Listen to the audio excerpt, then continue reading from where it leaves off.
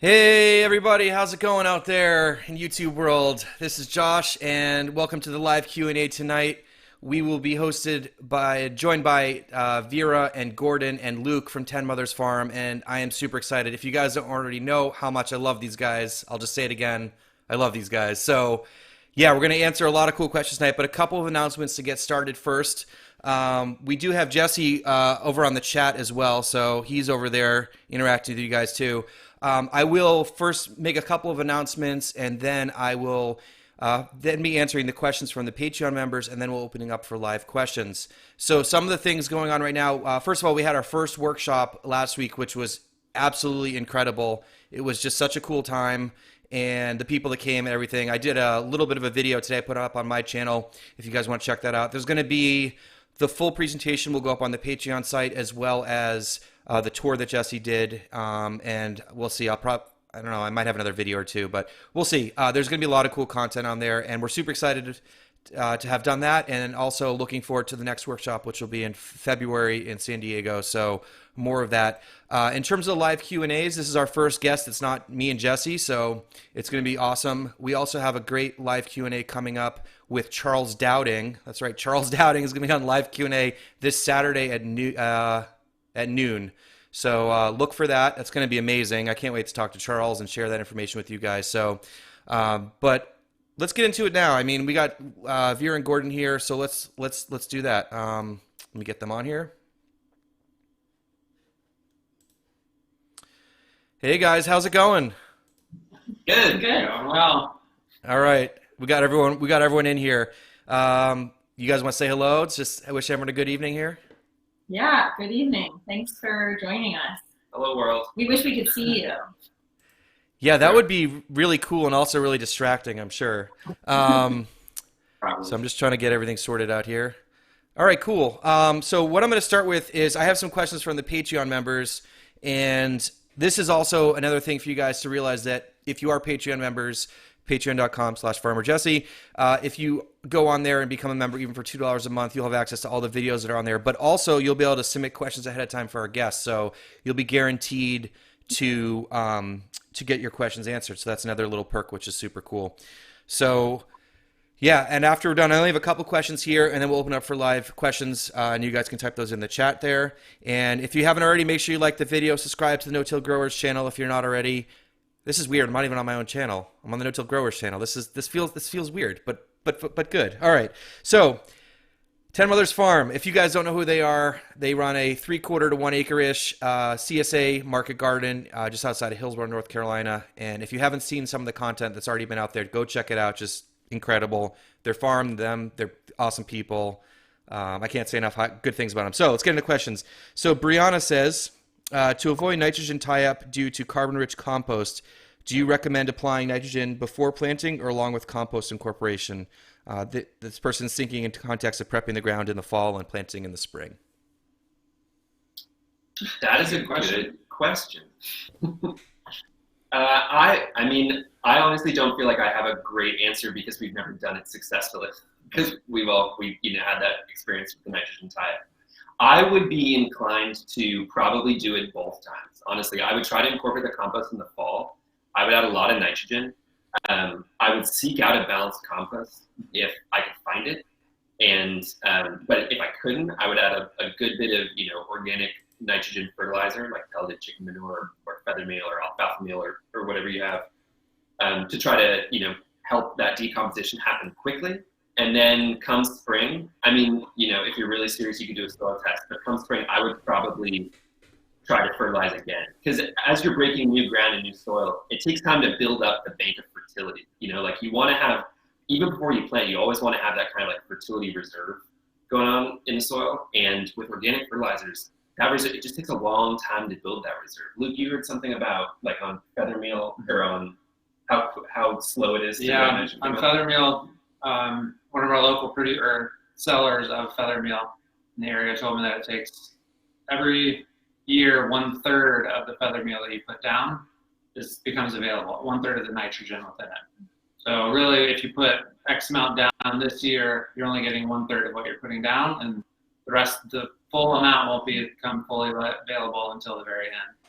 Yeah, I mean, I agree with Gordon there that I think it's most important to think about what your compost source is. And if you can get that compost tested to see how balanced it is, what the carbon and nitrogen ratio is within it, to really inform you on what decisions to make, whether to apply a good amount of nitrogen fertility in the fall with the compost or apply it directly in the spring. Typically, Go ahead, Luke. Yeah, go ahead. I'm just adding on, but go ahead. Typically, nitrogen's a very volatile food source. It's a very mobile nutrient in the soil, and so it doesn't really like to stay in one place for very long. It's constantly moving. It's very water soluble. It can also off gas and decompose pretty quickly. So it is important to make sure you're not really over applying it, and so really knowing how much compost or how much nitrogen is within the compost that you have is important. But I do agree, if it's a really carbonaceous compost material like we used in the spring, that was the leaf mold, it would have been really great for us to add some of that nitrogen when we applied that. Yeah, we should have used more than we thought. Okay. So one big takeaway is when you're using organic fertilizers, you can't just assume that if you put down feather meal or chicken manure that nitrogen's available right away. You sort of have to be banking it and building it up over time so that it's available when you need it. Right, that's right. And it varies fertilizer to fertilizer. Like blood meal is a lot more quickly, is available a lot more quickly than feather meal is. And there's some that are probably even slower than feather meal. Right. So that was one of the things that we did in the spring is both put that the chicken manure fertilizer down that we used. But then once we realized we didn't have enough, adding blood meal really helped quicken the availability of that nitrogen. We really saw a big growth in the plants that we were growing. Cool. And just so everyone knows, I mean, it's what you have available. I mean, I know you guys and us, we have a great source for some of the stuff because we, get it from the same place. But, not everyone has access to all these different fertilizers. So you got to make it work with what you can get. Yeah. All right. Next question here. Stephen Stegel. I'm just going to apologize now for names. From the Crackpot's Garden. I'm interested to hear anything you have to say about the chicories, propagation, transplanting varieties best suited for North Carolina weather, sales, etc. If you can't touch all, just maybe talking about the varieties would be cool. Is there anything about chicory? I feel like we're not the farm to ask. There are some farms around here that are doing a lot of chicory experimentation. And we may in the future, but this year we decided to keep it pretty simple and stick with just 2 varieties that have been very reliable for us. Yeah, chicories are hard. Chicories are hard in North Carolina because it's hot for so long. The chicories for the most part have been bred, especially this sort of crazy interesting ones, like all the radicchios that people get really excited about.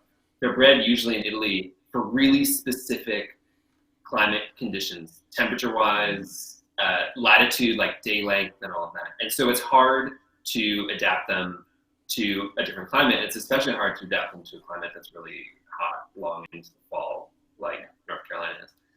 We grow, the ones that we found to be totally reliable that we are happy growing are escarole in the spring and the fall. And we actually had some success with escarole in the summer this year.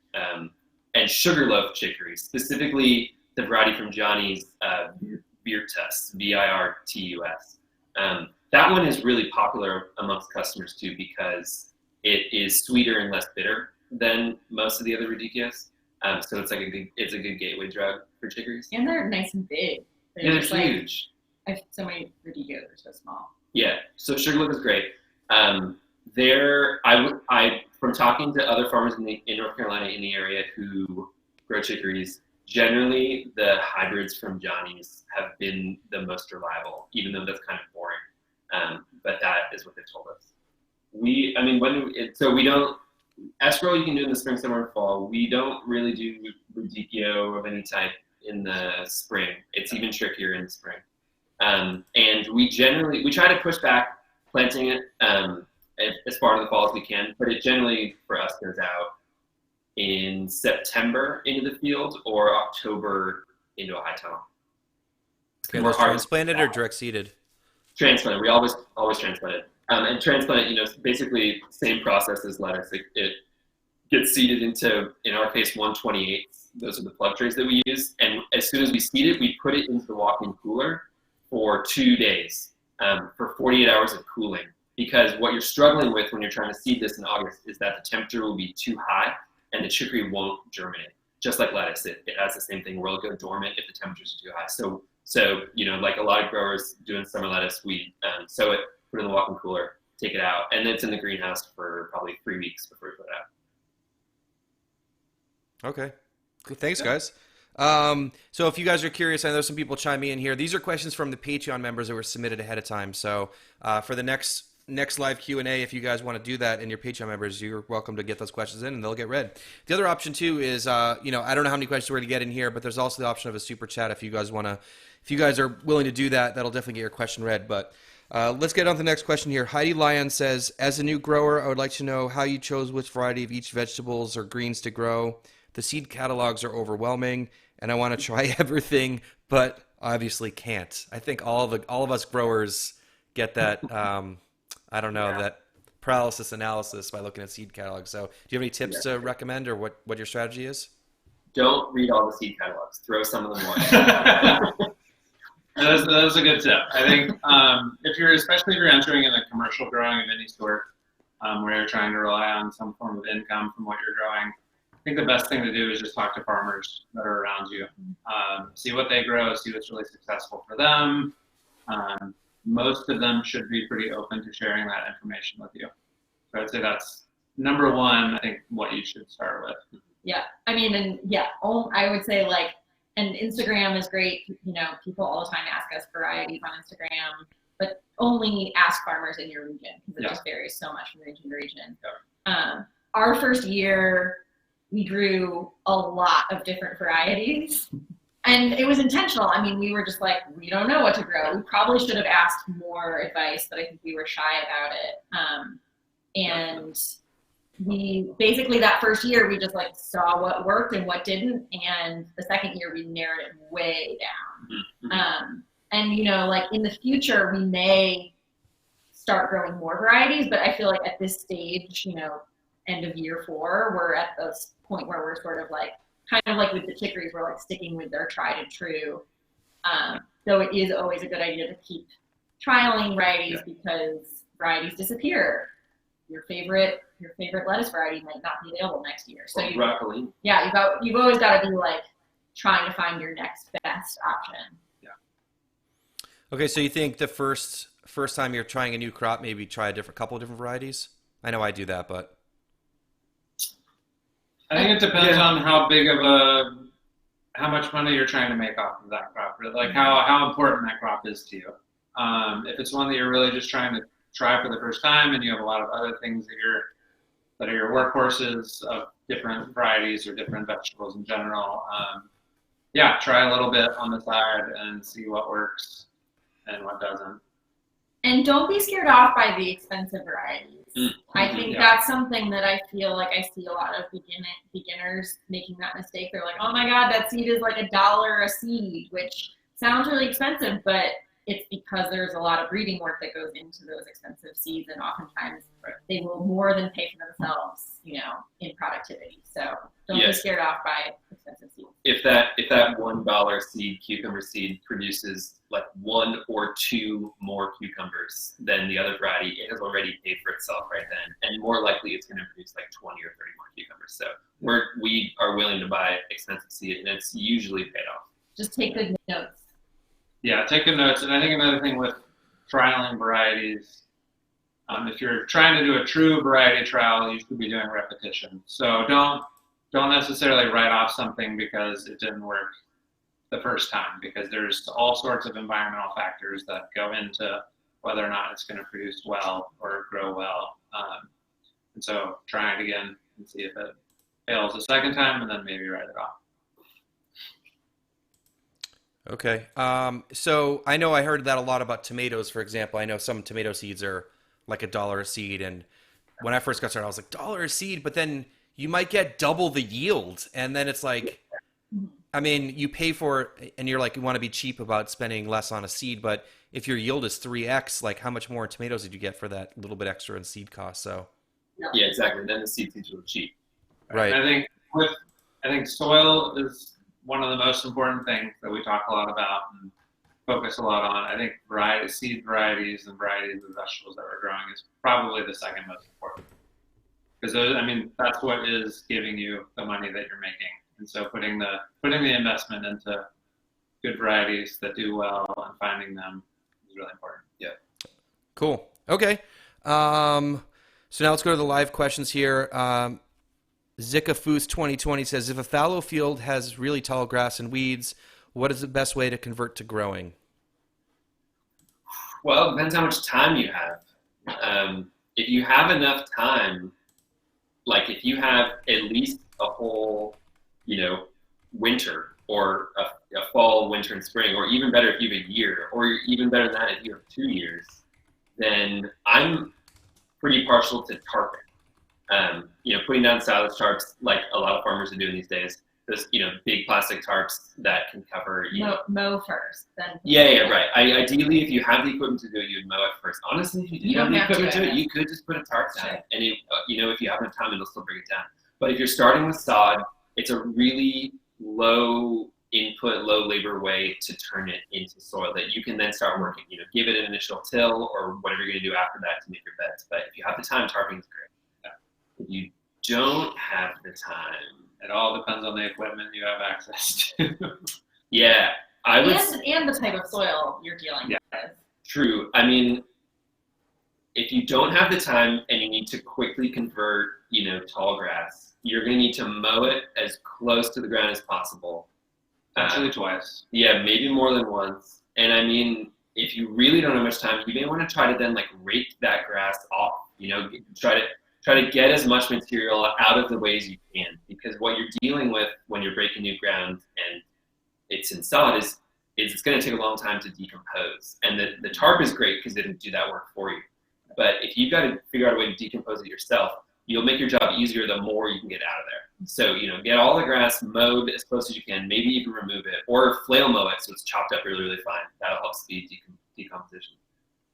And then hire a neighbor who has a really big tractor. That could be starting with using a moldboard plow like people used to do to turn over sod, or whatever, subsoil it to work it deeply, and then have someone come in with a disc and run over it twice with a disc or something like that. And you'll have an easier job with bigger equipment. If you have a 2-wheel tractor like a BCS or a Brillo, the rotary plow does a pretty decent job of breaking sod. It takes a while. Yeah, it's a lot slower. But if you have access to that, or if you have one, that can do the job, and you're still going to be up against the problem of it takes some time for the sod to decompose, and that's going to leave you with something that resembles soil you can plant into, but it's going to be super clumpy. It's going to be hard to work that. After you do that rotary plow, if you can use a rototiller and maybe 1 or 2 passes, everything you can do to just get everything broken down more finely is going to speed up decomposition. Yeah. So ideally you have at least 3 or 4 months. If you have a year, what you can do with tarp 2 is not only will you kill the sod and you'll probably kill a round of weed seeds, but you can take care of perennial weeds too. If you have Johnson grass or quackgrass or horse nettle or spiny amaranth, I guess that's not perennial, but any of those crazy weeds that can be real problems in a no-till system because they're perennial, if you can tarp it for long enough, you might actually be able to kill those perennial weeds and you'll be off to a better start. Okay, so a lot of different options. And you guys are pretty successful getting your farm turned over pretty quickly from a hayfield. Yeah, but we wish we could have tarped for longer. Yeah. Right. Use the tarp. I think Gordon mowed with a neighbor's tractor first, and then Gordon and Vera tarped a bunch, and then removed the tarp, put a bunch of compost down. Yeah, use that vertiplow. You can definitely tell the difference between the ones that had been tarped for a lot more time versus the ones that were only tarped for a month or 2. Specifically, just the clumps of grass. And depending on what you're going to be planting into that soil, that can really cause an issue. If you're going to be direct seeding with a small seeder of some sort, it makes it a lot more challenging. Yeah, so I guess I'll add on to that. If you don't have a lot of good equipment to break things down really finely, you still have some options after that, but they involve a lot of labor. If you were to break that sod and it's kind of clumpy. But then if you have access to good compost and you put a good healthy 2 to 4 inches of compost on top, you can plant right into that, and that'll work for your bed surface. And meanwhile, the grass will be breaking down deeper below. You can do the same thing if you don't have as much access to good compost, but you have time and a lot of cardboard. Putting down a layer of cardboard and then putting 2 inches of compost on top of that will also be really effective at giving yourself a bed top that you can plant into, while the soil kind of mellows below. Cool. All right. Question here from Jacob is about, do you guys use compost tea or any KNF techniques? I also said you all rock, so just putting that out there. Thanks, Jacob. I mean, I feel like after listening to that KNF the no-till episode, I want to experiment with it for sure, but maybe that's like a project for another year when we have more free time. Yeah, we want to. We do compost tea. Especially when we were having those fertility problems in the spring. We tried everything. Yeah, we were. It was like throw everything in at the soil that is organic. We started a worm bin. We have a worm bin now, so we can be making our own vermicompost to feed the compost tea. We got one of those big. We got a 55-gallon drum, and just bought a really simple bubbler online that goes in the drum. So we make compost tea in 50-gallon batches. We were doing it every single week until it was July, and we were just way too busy. It was too hot, and then we just kind of stopped doing it. But we hope to do it again. And on a farm scale, you want to do it in as large a batch as possible, and you got to find a way to do it that's less labor, because you need a way to apply it. Either you need a really great sprayer, and you can then you need a really good sprayer, really good, because how are you going to put out 50 gallons in a way that's going to be efficient? That's not going to take 2 hours. Best of all would be if you had a way to take that compost tea and inject it into your irrigation lines. We worked for a farmer in California who every single night he made a 100-gallon batch of compost tea. I guess no, in the daytime he made a 100-gallon batch of compost tea, and at night he did all his irrigation at night because he's in California. Using vermicompost. Using This is Bob vermicompost. Kennard. Yeah, Bob Kennard at Greenstream Farm out in California. Great farmer, very different than we are, but amazing farmer. And he would inject it right into his irrigation line. So every single night, all of his crops that were getting watered were getting that compost tea, and he didn't have to do anything. So And his vegetables are the most beautiful, delicious vegetables out there. yeah, So probably the nicest vegetables we've ever seen. So we're convinced. We're on the compost tea bandwagon. yeah, we like it. You just have to figure out how to fit it into your workflow, because it can be a lot of labor. Do you guys have any opinion on, I've heard a lot of other people talking about this, about using compost tea versus just using compost? I know you guys use compost pretty much regularly on bed flips, but I mean, do you guys have I any think opinion about that? the difference is compost is more of a food, and compost tea can be more of a band-aid of it's something that you're giving, or just like a vitamin or nutrient, like a mineral supplement.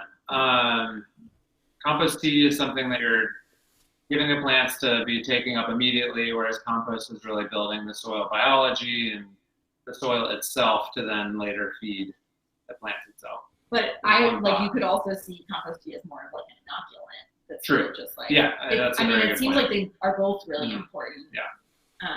Think of compost like sauerkraut, and compost tea like kombucha. They're both good microbes, and you probably want to eat sauerkraut and drink kombucha, because you want all the good microbes you can get. That said, obviously we do not have a very scientific approach to this and do not know a lot about this, but this is our opinion as people who aren't as experienced as folks. Yeah, we're just sort of do all of the all the compost things because we want all the biology. We'll see. I mean, time will tell. Yeah, talk to us in 10 years.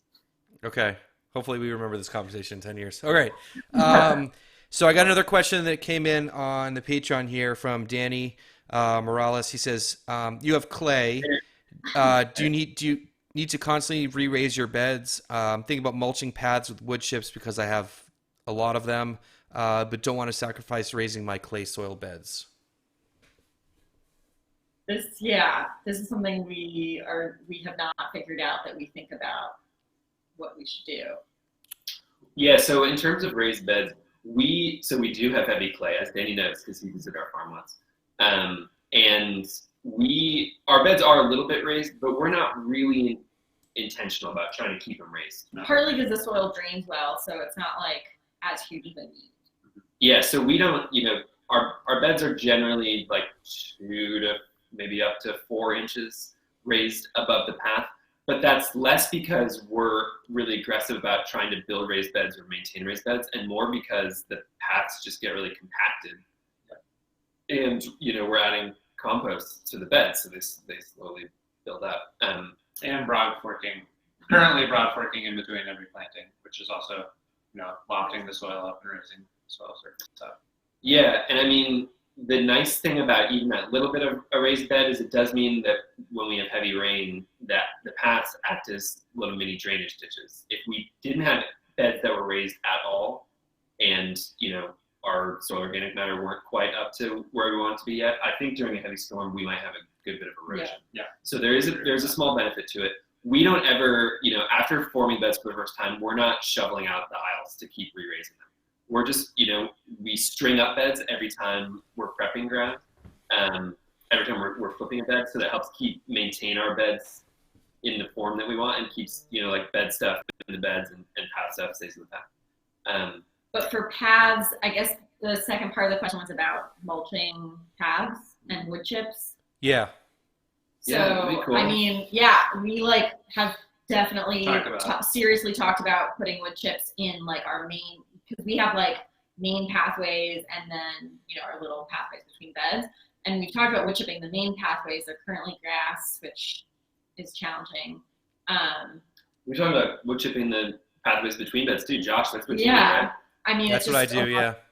a lot of labor, so we haven't done it this year. But Yeah, I think there'd be, depending on what type of wood chips you're using, some concern with too much of the wood chips getting into the bed, and then because we use a lot of direct seeding, or do a lot of direct seeding, and some of those seeders, you need a pretty specific tilt of your soil surface when you're prepping, and using the tilter that we're using to prep that, it could be a little bit of an issue. I think another thing with the raised beds that I found is nice, not having them too raised, because I've worked in environments when you have a very raised beds, is weeding. Any of the weeding that we are doing, we're cultivating with one of the variety of tools, whether it's the collinear hoe or the new Mutineer, any of that. And them not being too raised makes it a little bit easier to be cultivating through those beds, and you're not breaking down the bed potentially and losing a lot of that bed surface in the pathways as you're cultivating. So just another little thing that it's good to think about when you're making those decisions. Yeah, and when I think about pathways, I like the idea of a wood chip mulched pathway ultimately, but I would want to make sure that my pathways were really weed free before I did that.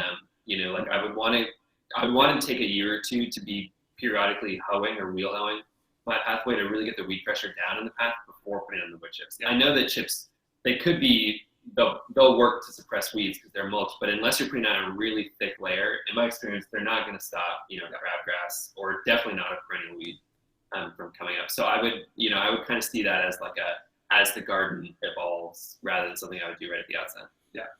Yeah, I can speak of that a little bit from my farm. I mean, I used my chickens to clear the land before, and so I got everything out of there. And when I put down wood chips, I can never get anything in my pathway. And it's not because I'm putting wood chips down; it's because I got rid of the weeds ahead of time.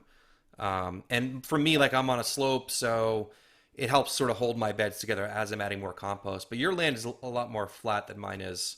There's a little bit of a slope, but it is a lot of labor. You do have to keep up with it, and in the humidity and heat here in North Carolina, they break down really fast. I don't have too much trouble with them falling into the beds. It's really not that much of a big deal for me. Not as much as I thought it was going to be, but I mean, every situation is different. And can you get them for free? Do you have the labor? I think Josh, you raised a point too there that thinking a couple steps ahead is really important. And and Gordon too a second ago, if you're thinking about the weeds that might be coming up, it's important to kind of reflect on when you are making decisions like, am I going to mulch my pathways or not mulch my pathways?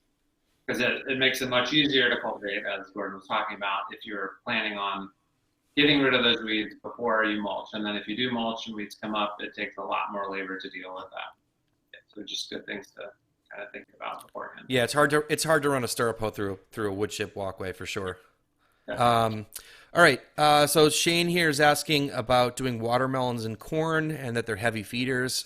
Is that possible in a no-till situation? Have you grown either of those crops? Sure, but yeah, if you have the space for it, mainly. I mean, as far as feeding wise, I mean, tomatoes are heavy feeders as well. A lot of the things that we grow, brassicas especially, are heavy feeders. So There's no problem with heavy feeders. no, definitely not. I mean, it all depends on looking at what your fertilizing regime is and making sure you're putting down enough for those crops. Right. That's independent of if you're tilling or not. You have to have the fertility in there. Exactly. Okay. So yeah, go ahead. You both of those, yeah. If you have the space, Yeah. if you have the time, those are not crops that we decide to grow because we don't feel like we have those things. But there's no reason they wouldn't succeed in a no-till market. I think the one thing I would want to think about more is weed management in both of those. When we've grown melons before, we've done it on landscape fabric. Yeah. So yeah, whether it's on landscape fabric or if you're doing like a system where you're just applying compost to the top and doing a heavy mulch of that, just making sure you're suppressing the weeds because it'll be a lot more challenging. Okay. That's a good point. I noticed that with my longer term crops. I mean, a lot of the quick growing crops, like maybe you can cultivate once or twice and you're good. And then the longer stuff, you have to stay on top of it. Tomatoes, peppers, that sort of thing. Okay. And space is a big issue because I know a lot of market gardeners are growing intensively. And so melons may not make sense. It's not going to be as profitable unless you have more space to do it. Yeah. Yeah. All right. So I got another question here from Ian Andrews. This is on the Patreon page 2. Could you talk a little bit about Farmigo? I know that's what you guys are using for your CSA management, and how do you manage a free choice CSA on such a small farm? And I know we've talked about this off camera. How much you guys love it and how your system is in place with printing out basically tickets or labels for each box. If you just want to talk about that a little bit. Sure. I mean, basically, I think of it as sort of like the weekly routine. On Thursdays, we walk around the farm. I mean, just like I feel like even market farms do this too, and we just look at what we have. We try to estimate how much we have, and we basically, based off of that, set what is going in a standard box. And for us, it's 7 items. So we choose those 7 items, and then we also choose, we've got a little extra. Collards this week, we're gonna put those on our swap list. So then we take what's available for swaps and we put them into like an online store through Farmigo. And then when we send out our newsletter every Friday afternoon, and it says, here's what's in your standard box, the 7 items, and then also here's what's available for swaps. And people can go in, until Sunday night and swap in and out, basically, and each swap item has like a limit so that once, 8 broccolis have been swapped in, if that's all we have, they're no longer available. So it's kind of just first come, first serve. Some people are really good at going in and swapping in. And then Farmigo just like takes all of that online store information and populates a spreadsheet that we then use to print labels for each box with each CSA member's name. And a harvest list. Yeah, it prints harvest lists, and then also, we have pickup sheets at each pickup site for CSA. So when the member shows up, they check their name off the list, and Farmigo produces the spreadsheets that we use to make those. So it does all those things. It makes it easier. Also, it's pretty customizable, Farmigo. So if you want to have a different type of CSA, there are many different versions of customizing boxes, of having, a weekly CSA or on a different rotation or different box sizes or, buying in products from other farms. Farmigo, you can customize it to, facilitate all of those options. It does cost some money. It costs about 2% of the revenue that you generate in your CSA goes to Farmigo. So it's a chunk of change, and I would say though that we feel like it's worth it, mostly because it makes that customized box really easy, and we feel like that's our customers really value that, and it makes our CSA stand out, and it makes it so people come back to the CSA every year. So it's a cost, but it's totally worth it. And I know. Go ahead. Go ahead, Vera. No, go ahead.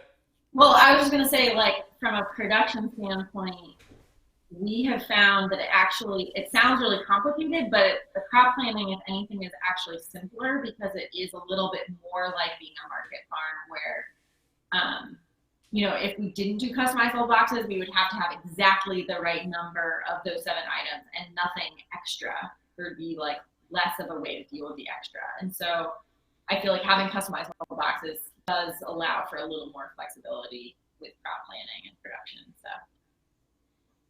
Yeah, and there are other CSA softwares out there. There's Harvey, for example, which is a more recent one that's a big competitor to it. And Harvey is more expensive, but it comes with even more bells and whistles. And it actually has a crazy thing where there's an algorithm where CSA members say like, oh, I really love potatoes and I hate squash. And so it uses this algorithm to pre-populate that person's box with potatoes instead of squash, even before they've gone in to customize it. So if that's, sounds like an important way to make your CSA stand out and you're willing to pay even more for that, that sounds like it can be a good option too. And I think we can't underestimate. I mean, when I talked to you guys about this, I was like, man, this seems like a lot. And you guys were like, no, dude, it's not stressful. It just comes in, we put in what we have and we print it out, and it doesn't take you guys long to build boxes. And I think the value that adds for your customers is unbelievable. And the amount of time you guys save is just, I mean, to do something that's that complicated, you guys were like, no, it's no problem. So that's worth a lot on its own. Yeah. Printing out labels, I mean, and then, packing each box differently. We were a little scared of it too when we started. It's like you said, it's not that bad. It makes our CSA packing a little bit slower, but only a little bit. Right. Cool. So Head Fuka is asking, hey guys, just wondering how many hours you put into the farm each week, and do you get some downtime? What do you like to do when you have some free time? Besides looking at seed catalogs, I guess. I don't know. That wasn't in his question or their question. That was my joke. Well, I would to start the question, this is a heated topic around here. To start, I feel like this year has been sort of unusual. We're only 4 years into this, running our own farm. So it's not like we have a lot of years of experience, but I feel like this year we've worked probably more than we have other years because we moved onto new land in January. And so there's been all the work of setting up a farm in the middle of a field that we did not have before and hopefully won't have in the future, on top of growing. So you're trying to say it's been a lot of work? It's been a lot of work this year. So I'll just say that as a caveat, that I think that we are very mindful of not wanting to work as much as a lot of farmers do. I'm sure a lot of farmers are like, yeah, I thought that too when I started out. So, I mean, I hope that I don't look back on saying this with regret, but I think that we are on a path to be able to work less in the future, but one of you should tell. Well, I guess for my end, this being kind of a trial year for the three of us working together, me joining the farm, I've been working generally around 45 to pushing 50 hours a week, would say, on average for myself, just to give you a ballpark of that. We've been working each probably more like 60 hours a week. So I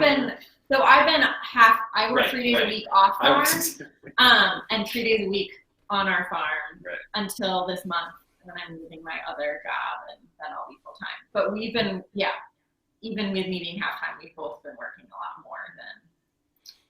It's close to the equivalent of 3 40-hour weeks. Yeah, that's true. Yeah, it's a lot of work. I mean, I think it's true that it's possible to work less, and I see farms like the lean farm, like Clay Bottom Farm, and it seems like he's doing, Ben Hartman, a really good job of running market garden and not working that much, and I admire that. I think it's really, you're going to burn out if you keep working and working and working and never take a break, and it's really, really hard to figure out how to do that on a farm because, a farm is a living thing and there are endless things to do. Yeah. The farm will take every single minute you give it. So at a certain point, you need to figure out how to stop giving it minutes. But I feel like when I talk to friends about this, I also would say we're tired, but it's also generally pretty energizing work. And I feel like like this year we've worked more than we have in the past, but we've also been like more motivated to because it's finally our own land and like, you know, all of these things that we've been waiting for are happening. So yeah, it's like a different kind of tired. What do we do when we're not working? Cook. Yeah, we just cook. Eat, We sleep, eat. It's true. hang out. Read farming magazines, listen to podcasts. Walk in the woods. Oh, I haven't gone walking in the woods in a long time. We haven't gotten a lot of like real breaks. Our big goal for the future is to take a full 2-day weekend on a regular basis. That sounds awesome. Can you imagine what it would be like to get 2 full days off to just do what you need to do? It would make a huge You're asking me? No, You're asking the greater world. Yeah, I mean, right. This is all farmers listening. So all of you are like, I don't know what that's like. 2-day weekends are a real luxury.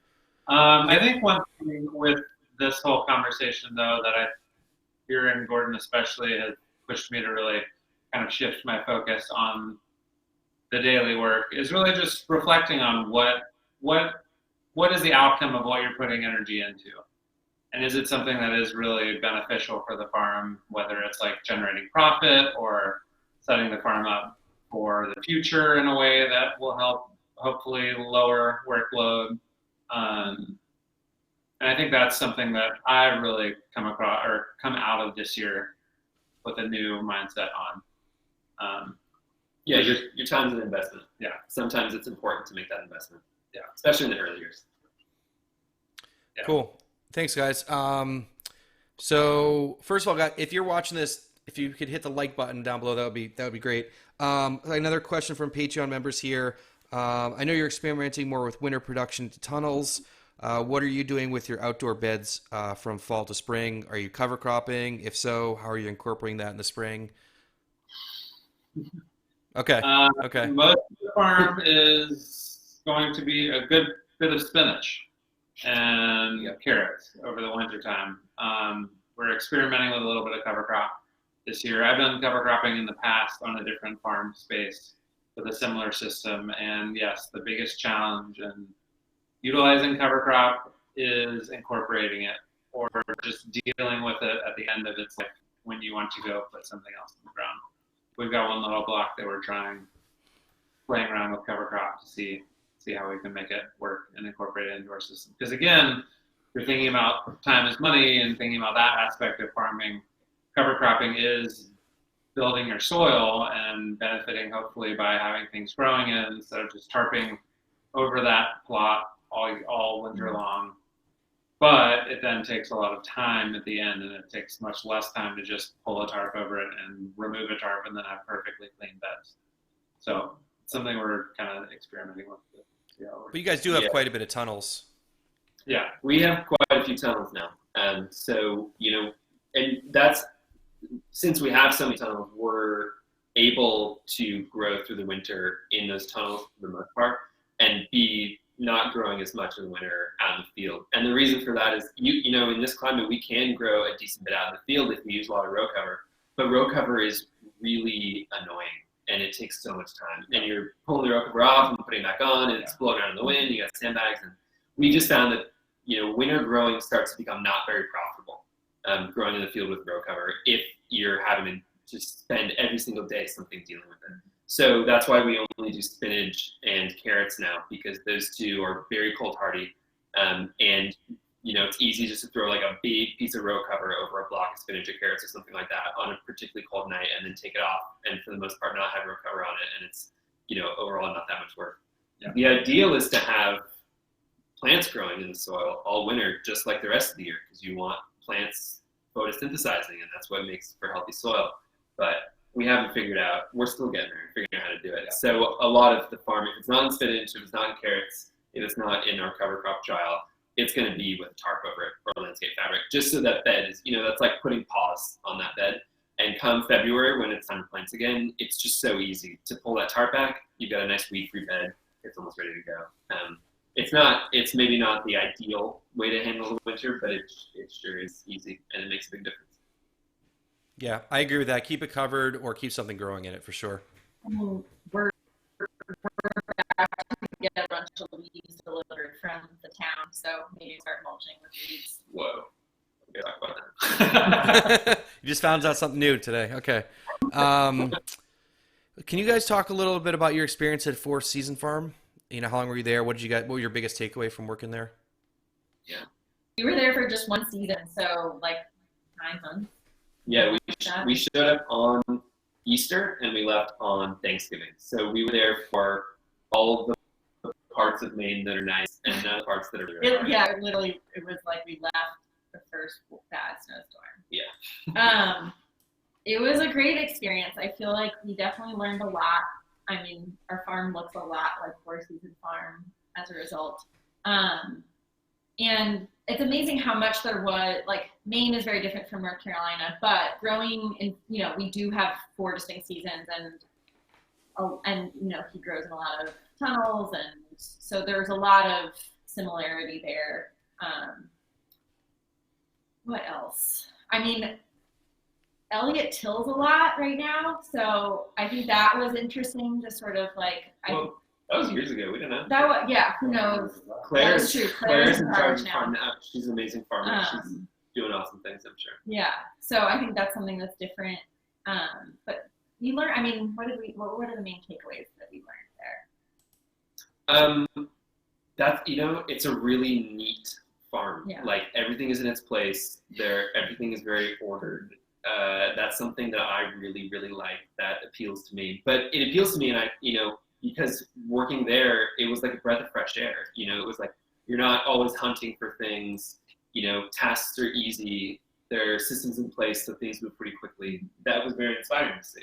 At least speaking for me. It was just a great place to work, too. Yeah, it's funny, like, we had been on another farm before we got to Four Season Farm, and I do remember that first week being at Four Season Farm, I was like, man, why aren't all farms like this? Like, everything is, you know, everything has been clearly thought out, and it's been thought out in a way to make your work as a farmer easier.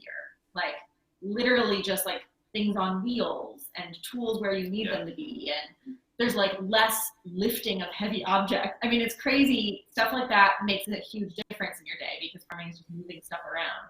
And I definitely remember that first week being like, wow, this is a lot easier than farming in other setups. I did not have the luxury of working there. Yeah, unfortunately. Everyone should have the ability to do that. But I mean, actually, honestly, the thing that I feel like we talk about the most from our experience at Four Season Farm has nothing to do with farming exactly, but has everything to do with community and neighbors and like rural living. And I mean, it's a longer story, but in a nutshell, basically, Four Season Farm is in this very sort of isolated part of Maine, and it's, you know, it was. All of that land used to belong to Helen and Scott Nearing, and they sold off pieces of the land to young folks who came and learned from them. And so there's some close neighbors right there that have lived there for the last 40 odd years, and they've been neighbors for that whole time. And they all have saunas, and every Wednesday night they have a potluck and they sauna together. And you know, both of us grew up in urban places, and we had never experienced that sort of like tight-knit neighbor community. And it was really inspirational. And I think we definitely left there sad to leave behind that community and like longing to kind of have that sort of community wherever we settled. So we don't have sauna yet, but we do have a Wednesday potluck group. And I think with that, ultimately, we started the three of us actually sat down for dinner one night years ago and had a conversation about starting something like that. And so for the last couple of years, we've had a little Wednesday night family dinner, as we call it, which is a potluck that rotates people's houses. I really think ultimately that's what has brought the three of us together, and why we're farming together right now, and why that whole land group is together. And so community is a big thing that I feel like I've heard a lot from Vera and Gordon about that time, and I think it's something that I value a lot as well. And it'd be really fruitful. And Elliot and Barbara are both, and that whole community, they all really love cooking and food and sharing food. And for them, that's why they farm. So I feel like that is true for us too. So that's probably the main thing that we took out of that experience. Cool. That was interesting for you guys to add that in, because I know that when you spend time with other farmers, it's not just farming, it's everything else. It's their personalities, their lifestyle, their life lessons. And yeah, there's just so much you guys can learn from each other. So thanks for that too. Here's a good question. So I know you guys mentioned before that, reaching out to local farmers to get advice on certain crops and other things that are, local to your context and your climate. But how do you talk with local producers and gain experience without having them feel like you're encroaching in their business, not trying to offend anybody? It's helpful to do it over dinner. Yeah, it's true. It helps organize. Give them some food first. Is that what you're saying? Well, organize a farmer potluck, or invite them over, or bring food over. I feel like I've been amazed at how open and generous farmers are. I think it's there aren't a lot of other businesses where the business owners are that willing to share and help. I think that we tend to feel like the world needs more farmers. There's plenty of people to feed, and in our area, I feel like there's enough of a market. It doesn't feel super competitive. I mean, it definitely leans towards generosity more than competition, I would say. Yeah. And I think that's one of, again, tying back to community, I feel like we have a pretty great community of like-minded farmers. And the older generation who we all worked for and who've been really great mentors, and then all of us younger folks, we're all trying to figure it out. And I feel like we sort of are farming's hard enough without not, learning from each other. So I think it's just like any relationship, you have to get to know each other and build some trust, and not just show up with questions and expect answers without putting in some time and getting to know one another. Yeah, I think too, for myself, and I feel like so many farmers that I've interacted with, you get into it for and with a lot of generosity. It takes a lot of work, and it's hard and hot and sweaty and doesn't necessarily pay amazingly well. And so you're doing it because your heart's in the work. And I think that's a big thing that brings a lot of people together. Because there's a solidarity there that I think is really important.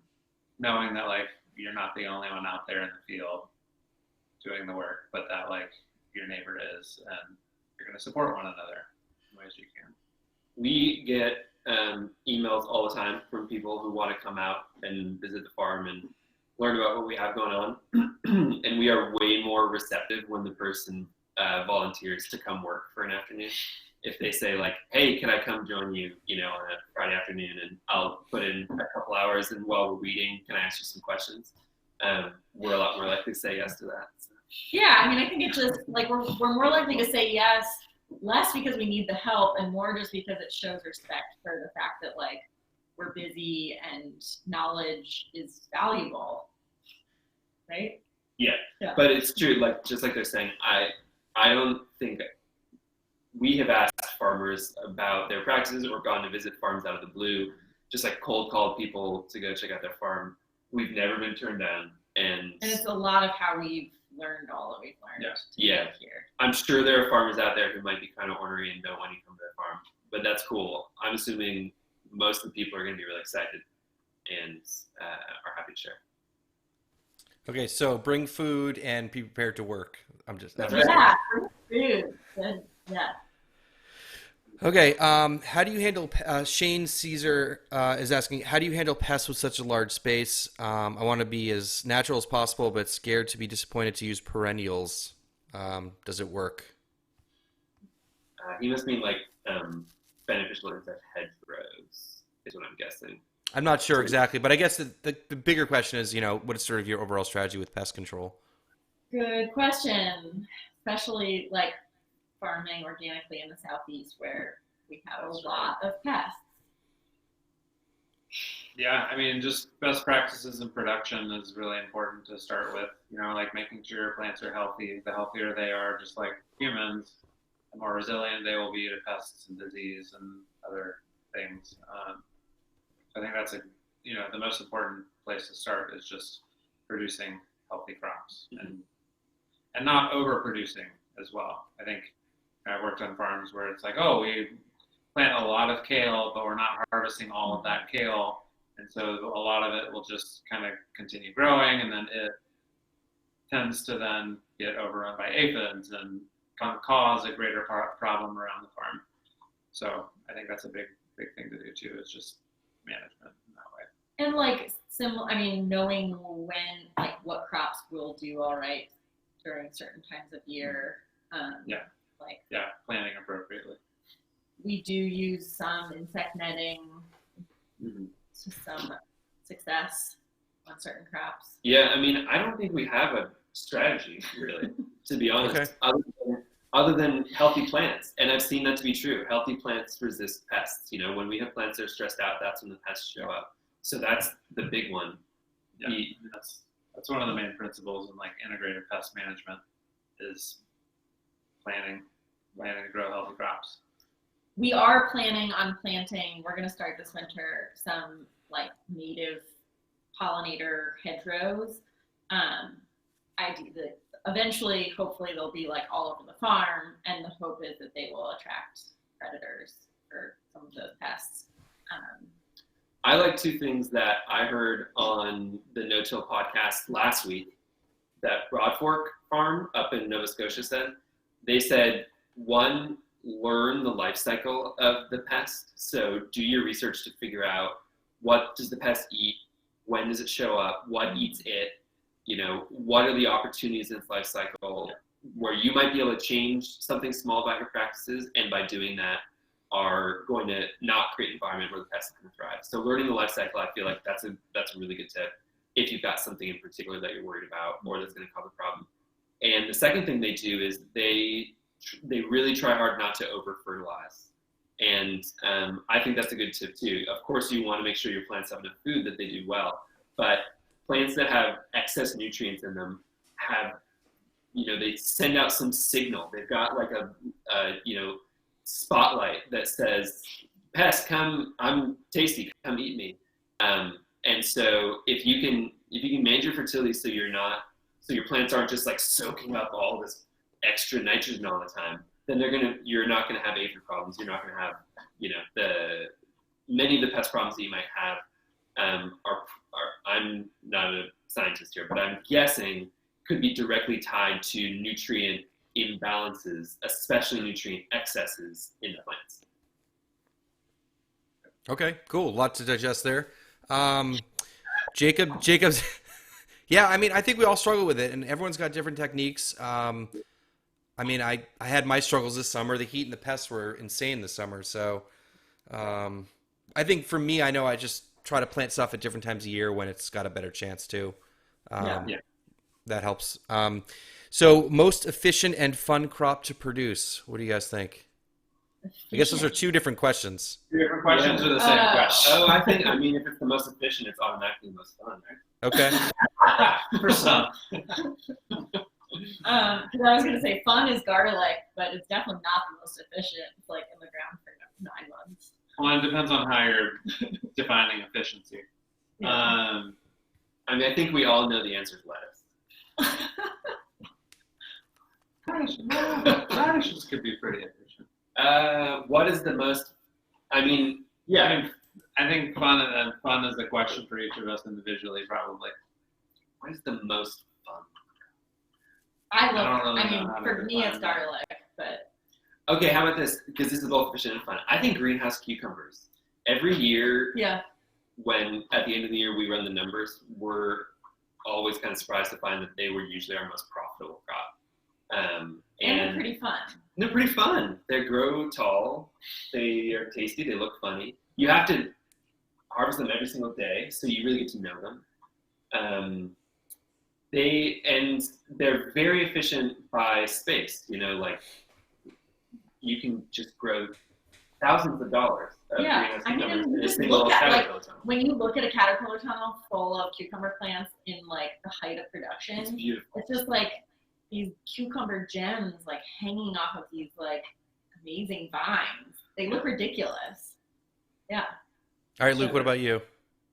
I'm trying to think. I like a lot of the funkier stuff. Garlic is definitely one of my favorite. I like a lot of the alliums, garlic and onions and stuff like that. I feel like this turned into like, if you were a vegetable, which vegetable would you be? Exactly. Fun is a challenging word, I think, there. I mean, peppers are one of my favorite things to grow, but I don't necessarily feel like hunching over and harvesting is the most fun. I do like trellising them. I don't know. Yeah. Okay. I mean, I joked about lettuce because if you look at the Instagram feeds of all your favorite small market gardens, almost all of them are growing a lot of lettuce because people eat a lot of lettuce. It makes a lot of sense on a small scale. It's a quick turnover. The yield is very high per bed. There's been a lot of good breeding with good varieties, so it's often very successful. Yeah. It's like we're all, at the end of the day, we're just boring lettuce farms because lettuce is a moneymaker. Lettuce is not boring. No, I love lettuce. And we're not a boring lettuce farm. We have a lot of lettuce, but it's not the only thing. Okay. There's a question here. So it's just after 8. I know you guys said 8:15 is like the cutoff. So we'll take a couple more questions. Unless Vera falling asleep back there. No, you doing okay? Okay, lightning round. All right. So a question here about your multifunctional high tunnel. Is there anything? And if you guys haven't seen the video or we know what you guys got going on there. It's 50% in-ground growing, 25% nursery, and about 25% wash pack. And the question here is, would you have done anything differently with that space after you set it up and used it for a while now? Haven't gotten a second walk-in cooler. No, or just a bigger walk-in cooler. Okay. We already in 1 year we're already full. I can hear like Chris Blanchard's voice saying like, always get buy bigger. a bigger walk-in cooler than you think, and get a bigger van than you think you need to. Yeah. What else? Well. Pretty happy with it otherwise. I don't feel like there have been many problems that have presented themselves over the last year. Yeah. We'll see. So not really any complaints. You guys seem to be pretty happy with everything when I was there. So. Yeah. Bigger walk-in cooler if you can fit it. Okay. Craig here is asking, what was the name of the farm that you were talking about with the compost tea? Green String Farm. Bob Kennard is the farmer. He's amazing. He can come across as eccentric, let's say. There's a great Farmer to Farmer podcast with him from way back in the day, with back from Chris Blanchard's Farmer to Farmer podcast. Okay, cool. Any experience with biochar? Nope. No. Okay. Oh, this is skipping around here. Were you guys using banner greenhouses for plant starts? Yes. Yeah, this year heavily because our propagation space was not ready in time, so all of our spring starts came from them. Okay, can you talk about that experience at all? I mean, we feel really lucky that they're there because it's like, I don't know what to do in that situation. And I feel like there are a lot of, there are major advantages to buying in starts. Yeah.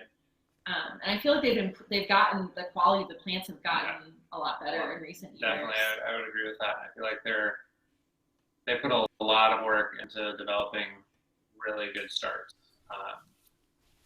And yeah, I mean, I think that's probably one of the main reasons why we were able to start the CSA when we did this year, because we didn't put the big high tunnel up that we were just talking about until March. So most of y'all know we would have had to start a lot of things much earlier than that. So, okay. Yeah, it can make, and farmers around here, there are farmers who have greenhouses, who have nice nursery propagation spaces, who still buy in their earliest stuff from Banner because, that way you don't have to turn on the propane heater until later in the season. And there are a lot of farmers who will still buy fall starts from Banner because it's really hard when it's so hot to grow nice fall starts. And Banner, they're professionals, they do a better job at it. So there are farmers who do that. I mean, it makes a lot of sense to outsource that whole job in some areas to a place like Banner. I'm told that in Europe, most farms don't have their own propagation houses, and instead, every farming community has its own Banner greenhouses. And you just tell them, I want my 10,000 kale plants to show up on March 1st, and a truck shows up, and you're ready to go. Yeah, I've heard that too, and I think there's something to be said for people that do what they do and they do it really well. They're just gonna be a lot more efficient at it. So. But I know a lot of farmers, they want to do everything themselves, so you can't turn that off for some people. Yeah, I know, it's funny. I really like doing greenhouse work, so Yeah. it's like sad It's to fun. outsource that, but But it was a only- necessity for you guys this year, and it made your CSA possible. And without it, you probably wouldn't have been able to do it. So, Definitely.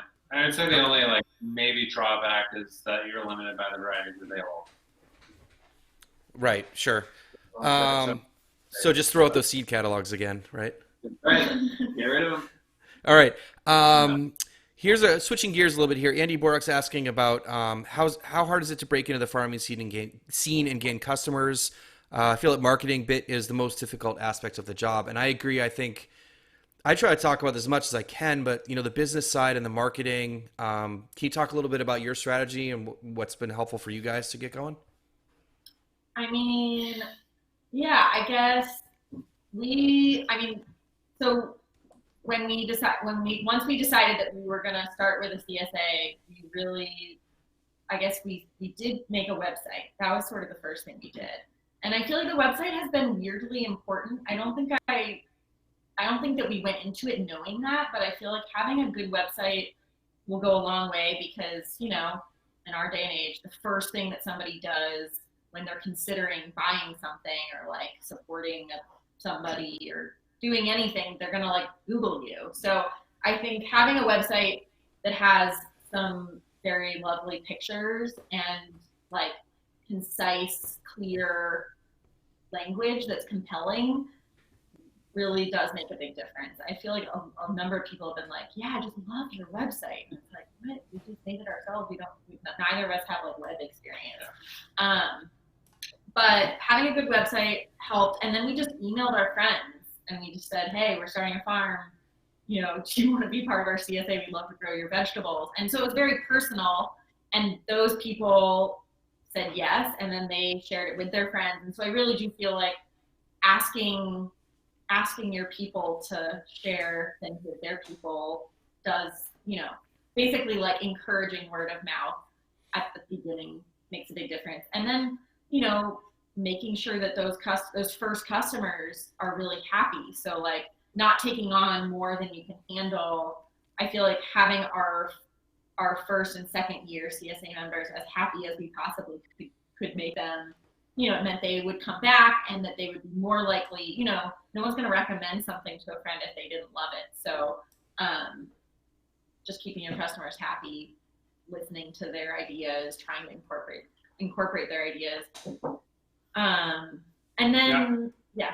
Well, I was going to say, I think you touched on this, Vera, but half of what people are buying when they're buying from a local farm, and it's even more true when it's a CSA, is they're buying the ability to support a farm and a story that they care about.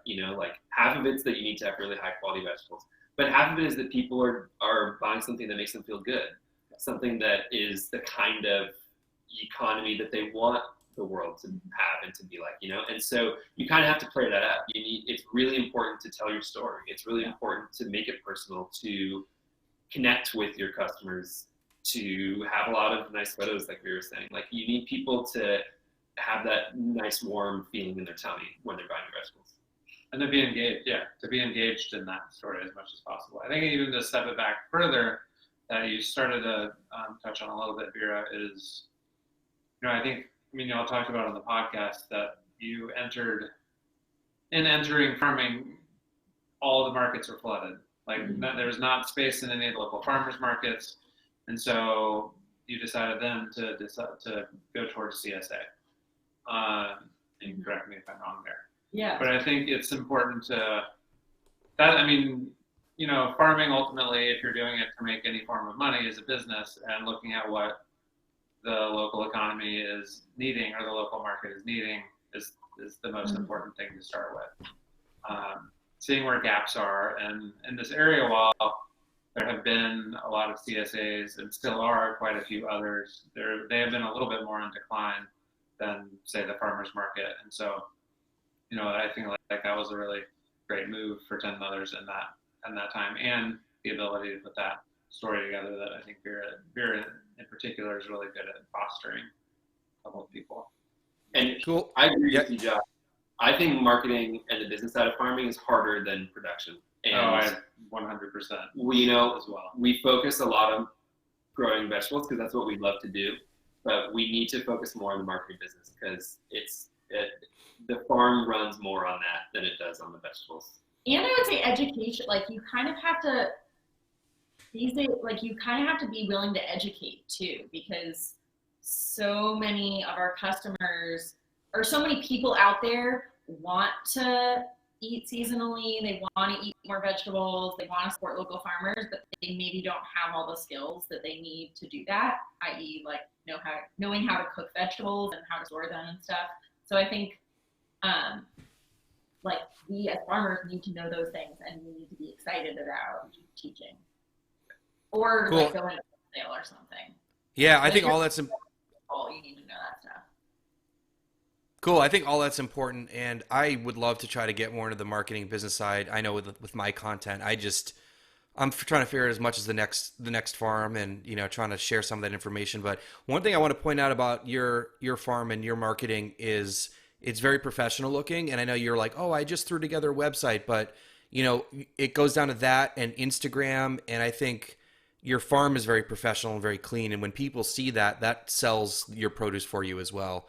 And I know that's just how you guys run your farm. And I try to keep mine that way too. And I always give that advice, like people are going to eat, or people are going to judge your produce and your product before they even see it or touch it. Because if your farm looks good, they know you're going to be very professional. So that goes a long way. So for anyone else out there listening to that. That's good to hear. Yeah, totally. So I know I promised you guys to get you out of here by 8:15. So I want to hold that promise. I don't want to be that guy. So you guys let everyone know sort of how they can follow you and see what you're up to, and if they're interested in getting in touch with you for about your CSA or anything like that. Yeah, 10mothersfarm.com is our website that we made very unprofessionally, but hopefully it looks professional. And then we're on Facebook and Instagram, just at 10 Mothers Farm. Yeah, find us on Instagram. Yeah, and we try to answer questions if we know the answer. Definitely. We and we will hopefully ask you guys questions too. And email is 10mothersfarm@gmail.com. Awesome, guys. Thank you again so much. You've been so generous with your time, and yeah, thank you.